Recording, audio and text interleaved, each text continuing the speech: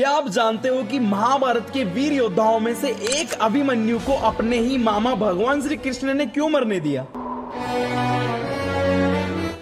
ये सवाल महाभारत के सबसे गहरे राज्यों में से एक है कि आखिर भगवान श्री कृष्ण जो सब कुछ जानते थे, जो होने वाली हर घटना को देख सकते थे, आखिर वो अपने ही भांजे को मौत के मुंह में जाने से क्यों नहीं रोक पाए। तो आज की इस वीडियो में हम इसी टॉपिक पर बात करने वाले, तो चलिए वीडियो को शुरू करते हैं। युद्ध का 13वां दिन था और गुरु द्रोणाचार्य ने की थी चक्रव्यूह की रचना। पांडवों के पास इसे तोड़ने वाला सिर्फ एक ही योद्धा मौजूद था, वो था 16 साल का लड़का अभिमन्यु। अभिमन्यु को चक्रव्यूह में घुसना तो आता था, पर उसमें से निकलना नहीं। और ये बात भगवान श्री कृष्ण भी जानते थे, और वो यह भी जानते थे कि पांडवों को अकेला ही जयद्रथ रोक देगा। और उनको यह भी पता था कि 7 महारथी मिलकर अधर्म से अभिमन्यु का वध कर देंगे। लेकिन फिर भी भगवान श्री कृष्ण ने उसको रोका क्यों नहीं? इसके पीछे एक नहीं बल्कि 3 सबसे बड़े कारण है। पहला कारण नियति और चंद्रदेव का वचन। अभिमन्यु को साधारण व्यक्ति नहीं थे, वे थे चंद्रदेव के पुत्र वर्चस के अवतार। जब देवताओं ने मिलकर वर्चस से कहा कि तुम पृथ्वी पर जन्म लो, तब चंद्रदेव ने उन सबके सामने एक शर्त रखी। उन्होंने कहा कि मैं अपने पुत्र से ज्यादा दिन दूर नहीं रह सकता, इसीलिए वह सिर्फ पृथ्वी पर 16 साल के लिए रहेंगे और फिर से मेरे पास लौट आएंगे। भगवान श्री कृष्ण नियति से बंधे हुए थे, वे खुद ईश्वर होकर ईश्वर के बनाए गए नियमों को नहीं तोड़ सकते। अभिमन्यु को रोकना यानी कि नियति के नियमों में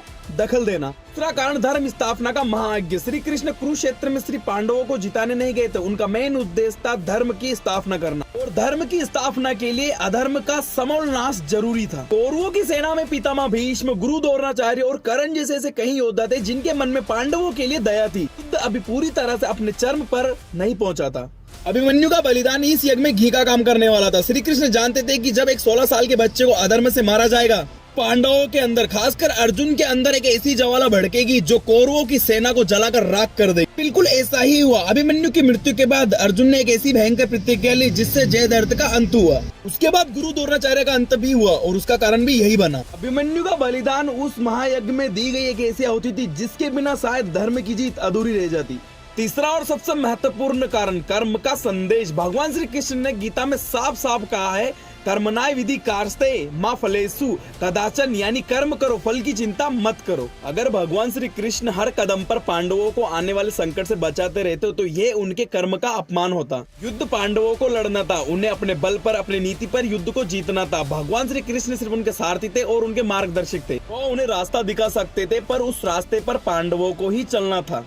अभिमन्यु को ना रोककर भगवान श्री कृष्ण ने संसार को यह संदेश दिया है कि धर्म के रास्ते पर आपको बड़े से बड़े बलिदान भी देने पड़ सकते हैं। आपको अपने सबसे प्रिय लोगों को भी खोना पड़ सकता है, लेकिन आखिर में जीत धर्म की होती है। ऐसा नहीं कि भगवान श्री कृष्ण दुखी नहीं थे, वे उस युग के सबसे बड़े योगी थे, पर अभिमन्यु के मामा भी थे। उनकी आंखों में भी अपने प्रिय भांजे के लिए आंसू थे। उनके कंधे पर पूरे संसार में धर्म स्थापना की जिम्मेदारी थी। इस जिम्मेदारी के लिए उन्होंने अपने पारिवारिक मोह और दुख को पीछे रख दिया। अभिमन्यु की वीरगति एक ट्रेजेडी जरूर थी, लेकिन ये जरूरी भी था महाभारत के युद्ध को उसके अंजाम तक ले जाने के लिए। दोस्तों, भगवान श्री कृष्ण ने अभिमन्यु को मरने नहीं दिया, बल्कि उन्होंने उसके बलिदान को अमर कर दिया। आप इसके बारे में क्या सोचते हैं? क्या धर्म स्थापना के लिए इतना बड़ा बलिदान जरूरी था? अपने विचार कमेंट में जरूर शेयर करें। वीडियो पसंद है तो वीडियो को लाइक करें, और हाँ, ऐसी ही गहरी जानकारी के लिए चैनल को सब्सक्राइब करना ना भूलें। मिलते हैं नेक्स्ट वीडियो में, तब तक के लिए बाय।